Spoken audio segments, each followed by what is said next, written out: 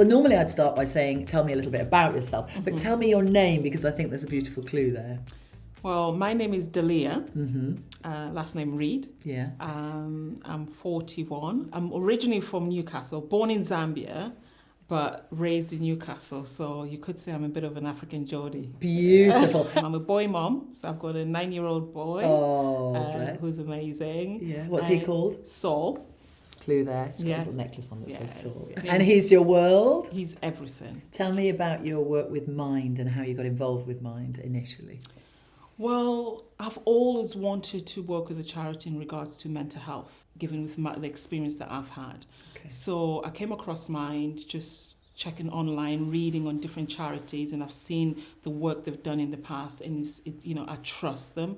I trust the ethics and the values that they hold, and they have our kind of well-being at heart. Oh, well, we feel very honoured to have you as part of this campaign and for you to share your story with us as well. So let's talk about your mental health story. What is it? I've got an aggressive allergy to shellfish. So I've always been able to handle it. So I went about 9 years without any incidents since the first time I found out.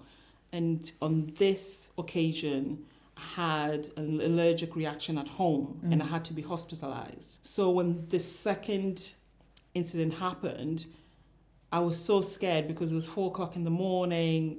I've got a little baby. I had to leave my husband at home. I went in an ambulance by myself, and something happened when I was in hospital. I don't know what it was, but something triggered me to just be so fearful because I thought this could be it. Am I going to die alone? I remember going home that night and something in my brain just changed. I felt it, and it was just fear. I was so fearful of dying and something happening to me. And that's when I think my anxiety and panic disorder was triggered. And it went on for a good 8 months. At one point, at my worst, I never left the house for 3 months. I lost 2.5 stone. I mean, I'm 5'8", so I'm quite tall. My hair was falling out. I was fortunate enough, my cousin, I went to see her in Scotland. She recognized that something was wrong. We went out for dinner, actually, and I ordered bolognese, away from shellfish, safe as I've done over the years. And then I just started shaking, like uncontrollably. So I had to walk out, went to the toilet, and then I explained to her what was going on. She's like, look, I think you should go and see a doctor and just speak to them about what's going on. I later found out I was having literally 5 to 10 panic attacks a day, but I didn't know what they were because I hadn't seen a doctor. I wasn't diagnosed with anything. I just thought something's happening to me really bad. So what was the turning point for you when you managed to get out of this? Essentially, you were in your own lockdown, your body, you'd shut everything out, you'd shut yourself down.